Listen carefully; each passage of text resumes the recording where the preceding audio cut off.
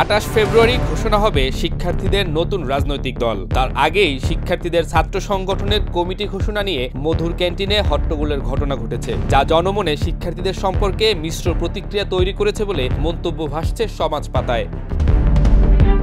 আজ গণতান্ত্রিক ছাত্র সংসদ নামে একটি নতুন ছাত্র সংগঠনের আনুষ্ঠানিক ঘোষণা দেয়া হয়েছে। সংগঠনটি শিক্ষার্থীদের অধিকারের পক্ষে কাজ করা একটি স্বতন্ত্র এবং নিরপেক্ষ সংগঠন হবে বলে দাবি করেছেন ছাত্রনেতারা। তবে এই ঘোষণার পরপরই বেশ কয়েকটি বেসরকারি বিশ্ববিদ্যালয়ের শিক্ষার্থীরা অসন্তোষ প্রকাশ করেছেন। তাদের দাবি, এই সংগঠনের মাধ্যমে আবারও তাদের ক্যাম্পাসের ছাত্র রাজনীতি চর্চার চেষ্টা করা হচ্ছে।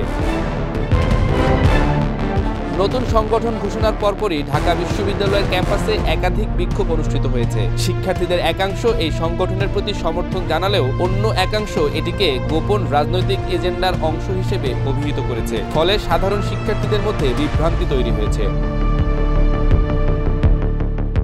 বেসরকারি বিশ্ববিদ্যালয়ের শিক্ষার্থীদের অভিযোগ, তারা বরাবরই রাজনৈতিক প্রভাব থেকে নিজেদের মুক্ত রাখতে চেয়েছেন, কিন্তু নতুন ছাত্র সংগঠনের মাধ্যমে আবারও তাদের শিক্ষা প্রতিষ্ঠানগুলোতে রাজনৈতিক কার্যক্রম ছড়িয়ে দেওয়ার চেষ্টা করা হচ্ছে। অনেক শিক্ষার্থী এটিকে অবাঞ্ছিত হস্তক্ষেপ বলে আখ্যা দিয়েছেন।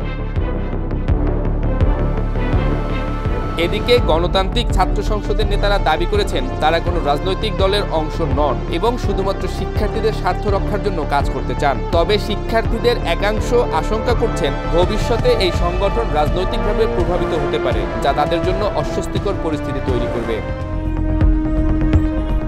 বিশ্ববিদ্যালয় প্রশাসন বলছে, শিক্ষার্থীদের মত প্রকাশের স্বাধীনতা রয়েছে, তবে কোনো ধরনের বিশৃঙ্খলা সৃষ্টি হলে প্রশাসন প্রয়োজনীয় ব্যবস্থা গ্রহণ করবে। ইতোমধ্যে কয়েকটি শিক্ষা প্রতিষ্ঠানে ছাত্র সংগঠনের বিষয়ে বিশেষ নজরদারি শুরু হয়েছে।